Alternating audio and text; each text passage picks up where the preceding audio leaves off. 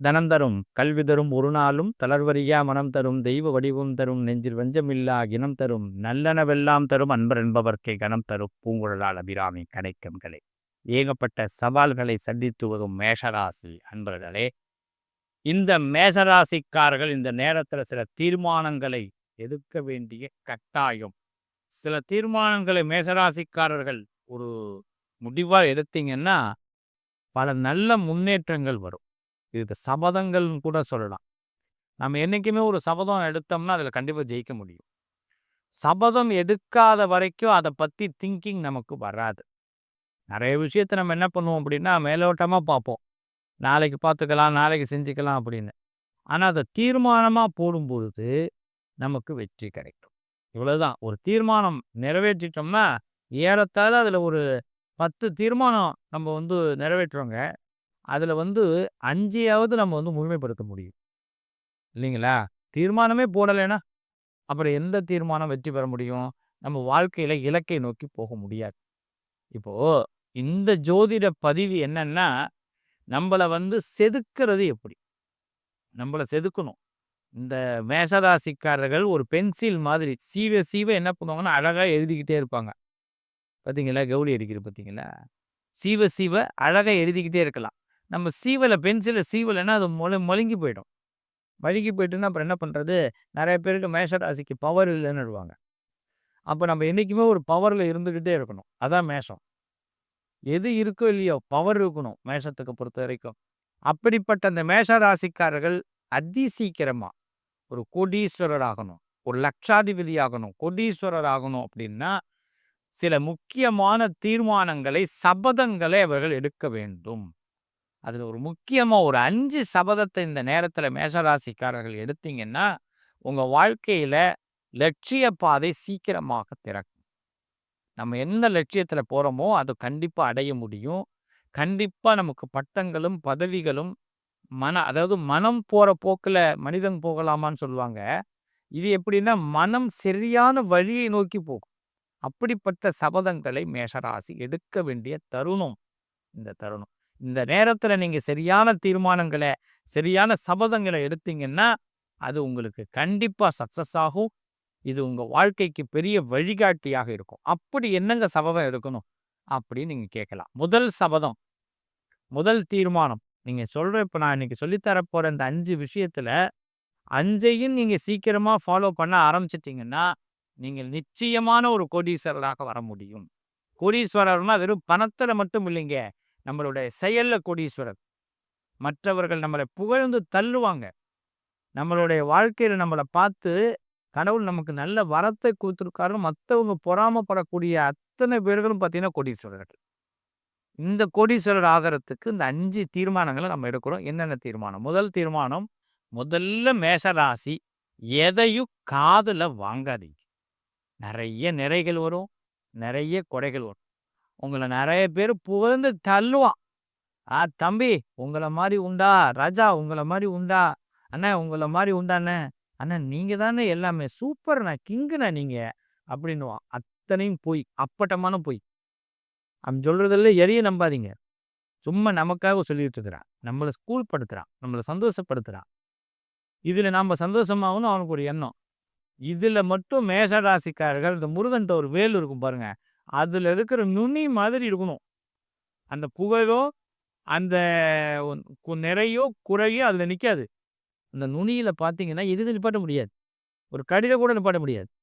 முருகனுடைய அந்த வேலில் இருக்கிற நுனி அவ்வளோ கூர்மையாக இருக்கும் பார்த்தீங்களா? அது மாதிரி மேஷராசிக்காரர்களுடைய எண்ணங்கள் இருக்கணும். அதனால் முதல்ல எந்த விதமான விஷயத்தையும் காதில் வாங்கிக்காதீங்க. முதல் நிறை குறை, உங்களுக்கு குறையே சொல்கிறான், காதில் உழுது, அதெல்லாம் டோன்ட் கேர். அண்ணே உங்களை இப்படி சொல்கிறாங்கண்ணே, தம்பி இப்படி சொல்கிறாங்க, தம்பி இப்படி, அக்கா இப்படி சொல்கிறாங்கக்கா அப்படின்னு சொன்னாலும் ஓகே பார்த்துப்போம், சரி பண்ணிப்போம், அவ்வளோதான். இதுலேயே இருங்க. முதல்ல எதையும் காதில் வாங்காதீங்க. இது முதல் சபதம். நான் இனிமேலே எதையும் காதில் வாங்க மாட்டேன். அதே மாதிரி மேசராசியில் பிறந்தவர்கள் செய்யக்கூடாத விஷயம், அதில் எடுக்க வேண்டிய சபதம், ஒரு சார்பாக பேச வேண்டாம். யாராவது ஒருத்தர் உங்களுக்கு சப்போர்ட்டாக பேசாது.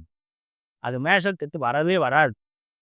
அங்க தான் பிரச்சனையே உருவாகும். "என்னங்க நான் உங்கள ரொம்ப நம்புனேன். நீங்க எனக்கு சப்போர்ட் பண்ண மாட்றீங்க" அப்படின்னு. அங்க மேஷத்தால பேச முடியாது. மேஷ ராசிக்காரர்கள் அவங்களுக்கு என்ன நீதி இருக்கோ, அது யாருக்கும் தவறாக போயிடக்கூடாது. யாருக்கும் பங்கம் வந்துறக்கூடாது. யோசிக்கக்கூடியவர்கள். அவங்க ஒரு சார்பா பேச வேண்டிய நிர்பந்தம் வந்தா, அங்க மௌனமே உங்களுக்கு சிறந்த மொழி. ஒரு நேரம் வருதுங்க. இவரு ஒரு சார்பா தான் பேசி ஆகணும். அப்படின்னா அமைதியா இருங்க. இல்ல அந்த இடத்த விட்டு நகர்ந்துருங்க. ஆனா நீங்க ஒரு சார்பா பேசிறாதீங்க. இதுல தீர்மானத்த கொண்டு வாங்க. 3வது தீர்மானம் நடுநிலைவாதியாகவும் நல்லா கவனிங்க. உங்களுடைய ஜாதகம் மிக உயர்ந்த ஜாதகம். நீங்க மிகப்பெரிய உயர்ந்த சிம்மாசனத்தை அடையக்கூடியவர்கள். ஒரு பாட்டு ஒண்ணு வரும். "யார் தருவார் அரியாசனம்" அப்படின்னு ஒரு பாட்டு. அது மாரி ஒரு பெரிய சிம்மாசனத்தை அடையக்கூடியவர்கள். கடவுள் உங்களுக்கு அத குடுப்பார். அதாவது ஜனப்பொழுது ஒரு ஒரு வினாடியில உங்களுக்கு இந்திர பதவியே கிடைக்கும். அப்படிப்பட்ட மேஷராசி நடுநிலைவாதியாக இருக்கணும். தர்மப்படி இருக்க வேண்டும்ங்கிறான். அங்க தர்மம்ங்கிறது மேஷத்தினால தழைக்கப்படும். தர்மம் தான். சூரியனுடைய பிள்ளைகள் 2 பேரு. ஒருத்தர் சனீஸ்வர பகவான், ஒண்ணு யம தர்மராஜா. 2 பேரும் தர்மத்தை நிலைநாட்டுவான். ஏன்னா சூரியனுடைய பிள்ளை. அந்த சூரியன் உச்சம் பெற்ற ராசி. அப்ப மேஷம் தர்மப்படி தான் இருக்கணும். இதுல என் புள்ள பண்ணாலும் அதே தான். இன்னொருத்தவங்க புள்ள பண்ணாலும் அதே தான். நான் எனக்கு தெரிஞ்சவன் பண்ணாலும் ஒண்ணு தான். இன்னொருத்தன் பண்ணாலும் அதே தான். அதற்கான தண்டனைய அவன் அனுபவிச்சு தான் ஆகணும். என்ன நமக்கு சம்பந்தப்பட்டவனா இருந்தா, அவன தட்டி குடுத்து தண்டனை அனுபவிக்க வைக்கணும். இதுதான் மேஷம். நடுநிலைவாதியாகவும் தர்மப்படி நீங்க இருக்கணும். இது ஒரு சபதமா எடுங்க. உங்க வாழ்க்கையில என்னைக்குமே மைனஸ் இனிமே வராது. உங்களை தர்மம் தலைகாக்க கூடும். இதுதான் உண்மை. அடுத்தது எடுத்த செயல்ல தீர்க்கமா இருங்க. நீங்க எந்த ஒரு கமிட்மெண்ட் ஆனாலும், எந்த ஒரு அச்சீவ்மென்ட்ட நீங்க அடையணும்னு நெனச்சாலும் பின்வாங்காதீங்க. கடவுள் உங்க பின்னாடி இருக்காருங்க. தெய்வ சக்தி மட்டும் தான் மேஷத்த இழுத்துட்டு போகும். மத்த எல்லா மனிதர்களும் பேசக்கூடிய வார்த்தைகள் எல்லாம் சும்மா அவங்களுடைய சுய நலத்திற்கு உங்கள்ட்ட பேசுறாங்களே தவிர, உங்க நலத்துக்கு அவங்க பேசலைங்கிறத மைண்ட்ல ரொம்ப கான்செப்ட் அந்த விஷயத்த போய் மைண்ட்ல ஏத்திடணும். வேற எதுவும் யோசிக்க வேணாம். எடுத்த செயல்ல தீர்க்கமா இருங்க. நீங்க போறது கரெக்ட் தான். யாராவது ஒரு சித்தர்கள், யாராவது ஒரு குருமார்கள், யாராவது ஒரு அதாவது சொல்லுவாங்க இல்லைங்களா, உங்கள வழி நடத்துவதற்கே சில பேர் இருப்பான். அதுவும் முருகனுடைய வேல் உங்கள வழி நடத்தும். அத நம்புங்க. 5வது முக்கியமான விஷயம். உங்களுக்குன்னு ஒரு தனி பாணிய உருவாக்கி நல்லா கவனிங்க. உங்களுக்குன்னு தனி பாணி. அது நல்லதோ, கெட்டதோ அத பத்திலாம் யோசிக்க வேண்டாம். அசிங்கமா இருக்கும், அசிங்கமா இல்ல. சில பேர் பிளாக் ஷர்ட் போடுவாங்க. அது உங்க பாணி. சில பேர் ஒயிட் ஷர்ட் போடுவாங்க. அது உங்க பாணி. எக்காரணம் கொண்டும் நான் மாற மாட்டேன். சார் ஒருத்தன் சொல்லுவான் வந்து, "சார் நீங்க மஞ்சள் போடுங்க, பச்சை போடுங்கன்னுவான்." நீ வாய மூடு. நான் பார்த்துக்கிறேன். இல்லன்னா நீங்க அத காதுல வாங்கிங்க. நீங்க போடுறது நீங்க போடணும். அது ஒருத்தனுக்கு பிடிக்கும், ஒருத்தனுக்கு பிடிக்காம இருக்கும். உங்களுக்குன்னு ஒரு பாணி. அது உங்க ஷர்ட்லேருந்து, உங்க ட்ரெஸ்ஸிங் சென்ஸ்லேருந்து, உங்களுடைய காரு, உங்களுடைய வாழ்க்கை, உங்களுடைய வாழ்வாதாரம் எல்லாத்துலயும் தனி பாணிய நீங்க தீர்க்கமா நீங்க அத வந்து உருவெடுத்தீங்கன்னா, உங்களுக்கு மிகப்பெரிய வெற்றி காத்து இருக்குங்க. இதுதான் மேஷத்துடைய முதல் வெற்றி.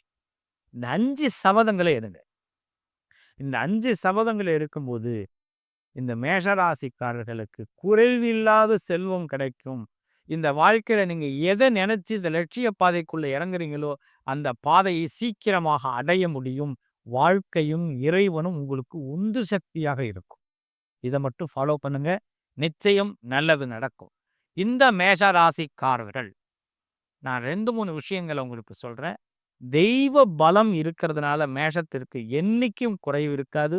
இந்த 5 விஷயங்கள தயவு செய்து தொடர்ந்து செயல்படும். இது ஒரு நாள் எடுத்துட்டு இன்னொரு நாள் எடுக்காமலாம் இருக்கக்கூடாது. தொடர்ந்து இருக்கணும். இந்த தொடர்ந்து எடுக்கிறதுனால மட்டும் தான் இந்த 5 விஷயமும் சக்சஸ் ஆகும். ஏன்னா ஒரு நேர் நடை, நேர் பாதை. இந்த பாதை உருவாகும். உங்க பாதையில நெறைய பேர் வர ஆரம்பிப்பாங்க. நீங்க சொன்ன செல்ல முதல்ல எடுத்துக்க மாட்டாங்க. வேணான்னு இருப்பாங்க. அப்புறம் திடீர்னு ஒரு முக்கியமான முடிவு எடுக்கும்போது உங்க ஃபோன் எங்க இருக்குன்னு தேடுவாங்க. ஐயா வணக்கங்க. அம்மா வணக்கம்மா. உங்கள்ட்ட ஒரு விஷயம் கேட்கணுமான்னு அப்ப உங்கள்ட்ட கேட்பாங்க.